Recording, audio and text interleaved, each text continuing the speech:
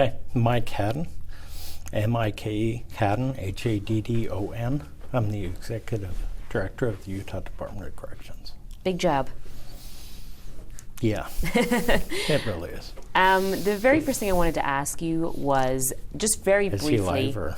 He's or not you- live. We're not Okay. live. If you want to redo something, we'll redo No, it. that's fine. If you can give me a very brief description, I don't want to get into a whole big rigmarole, but a very brief description of what the A-B schedule is Okay. and what it did. Okay, so about 5 years ago, we had an incident between two gangs. We recognized that we needed more training, more security equipment, and other things. In prison environments, we tend to lock down the facilities when we have an incident.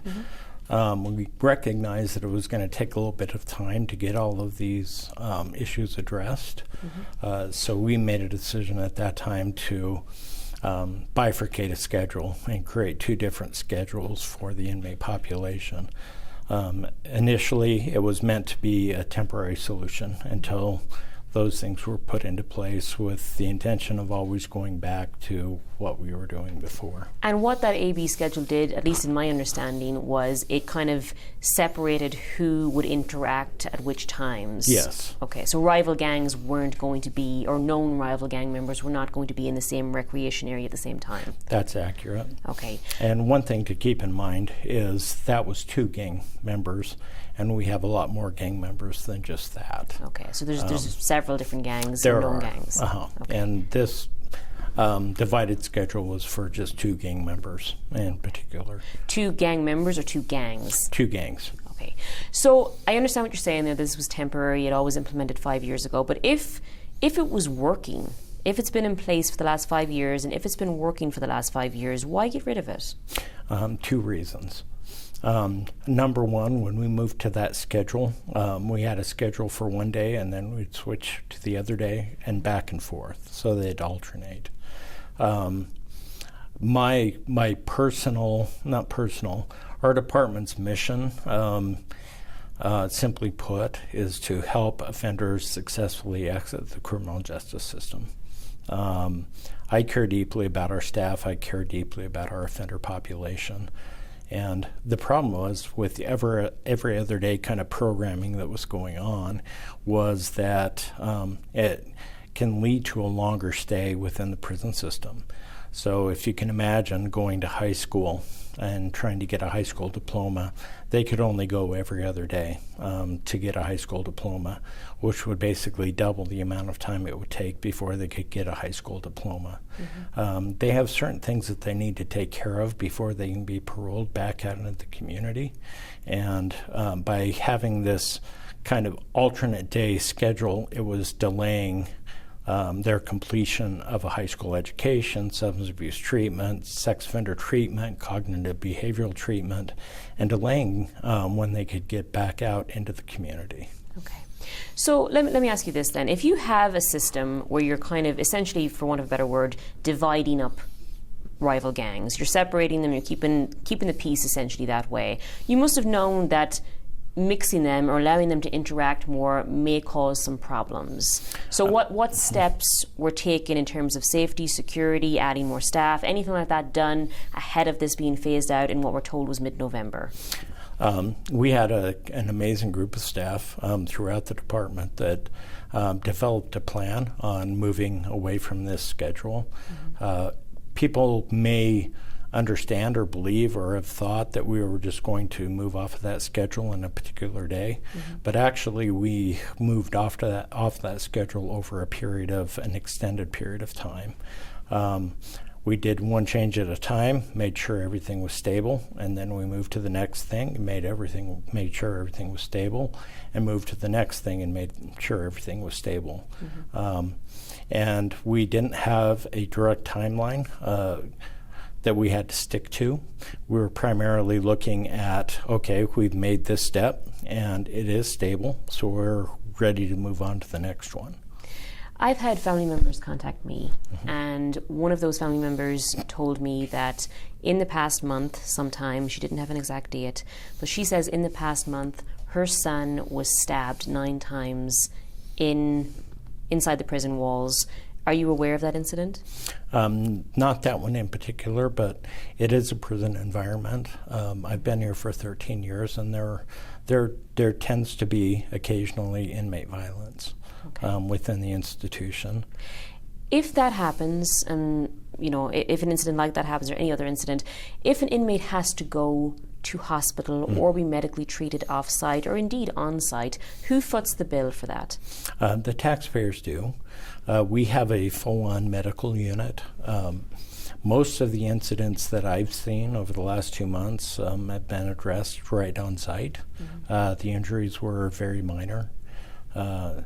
So the taxpayers pay for that, as well as if they go up to the University Medical Center, we have to pay the bills for that. Is that bill completely footed by the Department of Corrections, or is that bill then passed on to the inmate and his family? There are co-pays that are associated with medical and with doctor appointments, but they're far lower than what you and me might experience for co-pays for those particular incidents. Okay. You mentioned, if the incidents are minor, and I know you said you're not aware of that particular incident, I said, but being stabbed 9 times does not sound minor to me. That would not sound minor, and it would depend on how deep the puncture wounds were. My understanding is there haven't been too many incredibly serious incidents that have occurred that are out of the norm of what we see typically within a prison environment. As we've looked at the data, and we continue to look at the data, and I'm looking at violence specifically. We've seen a decrease in violence since we've moved off of this particular schedule compared to the 2 months prior to when we came off that schedule. Do you have those numbers offhand? We're at about a 13.5% decrease in inmate violence over the last 2 months since we've moved off of that schedule to prior to moving off of that schedule. Okay. If the data reverses, I mean, you're saying things are going down, they're on the downward, but if things spike, if the numbers start going back up again, what is the level or what is the threshold at which you might revise the elimination of the AB schedule? We will bring our team together and we will debrief and make decisions on whether we need to slow down or make any kind of adjustments. Okay, so that is potentially something that you guys could look at. It is something we could look at down the line. The new facility, we really need to be off of this particular schedule, and like I mentioned before, that schedule was temporary to start with. Okay. And it does have negative impacts for the inmates.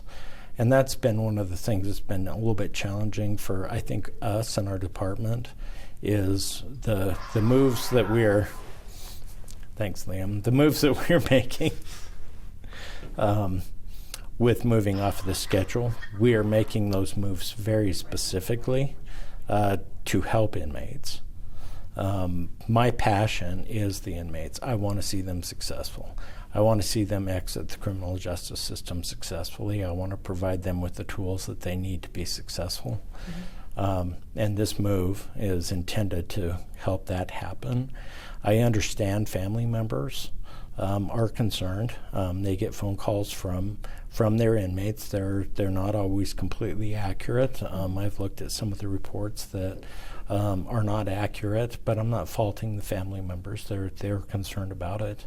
I've got professional staff. I have qualified staff. They know their jobs, and I have a lot of confidence in their abilities to keep our operations here at the prison safe and secure. Has this AB? We got time for one more question. Okay. Has this AB schedule been eliminated successfully elsewhere, and has it failed elsewhere? I am not aware of anywhere else where they have moved off of this particular schedule. I've heard California has tried to move, and I think my understanding is they've been very successful with a couple of areas where they weren't quite as successful as they had hoped to be. Okay. I have one more, Liam, and it's very quick. Is there a policy in place, because we've heard from family members that if an inmate is injured, the family members will only be informed if that inmate passes. Is that correct? That's not 100% correct. if an inmate is in kind of a life-threatening situation, we will reach out to the family members and allow a visit. For safety and security reasons, we can't often let families know that an inmate's been transported up to the University Medical Center. And often for pretty routine, low-level kinds of things, the safety and security issue is if family members know that that inmate is up at the hospital, they can go up to the hospital and go into those rooms, and we don't know what kind of bad blood or frustration or anything else that's going on with those inmates. At the same time, I think that we're looking at some alternatives to at least help the family members understand what's going on with their particular inmate without revealing any of our safety or security protocols, to at least alleviate some of the concern from the families. Because I'm worried about the families too. I understand what they're going through. I have children of my own. There's not a lot of information that comes out from the prison, so they assume the worst. They receive calls from their family members, and they tend to exaggerate the level of violence that was going on inside the institution. I am aware of every incident that occurs over at the prison system. I either get a text message or I get a shift log from both of the prison systems every morning, and I review them. I know there's been a contention that we've been less than transparent or lying about what's going on there. That's just not who I am. That's not who our staff are. I get that immediately. It's not being kept from me.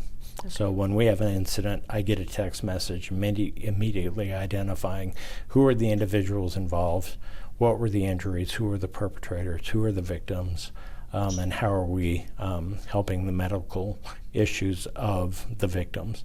And more often than not, the injuries to the victims are incredibly minor and actually being addressed here on site, not going out to the University Medical Center. But the incident I mentioned didn't ring a bell? Not the puncture wounds, no. Okay. No. I'm good. Thank you. Is that helpful? It is. Okay. Thank you very much. I appreciate it.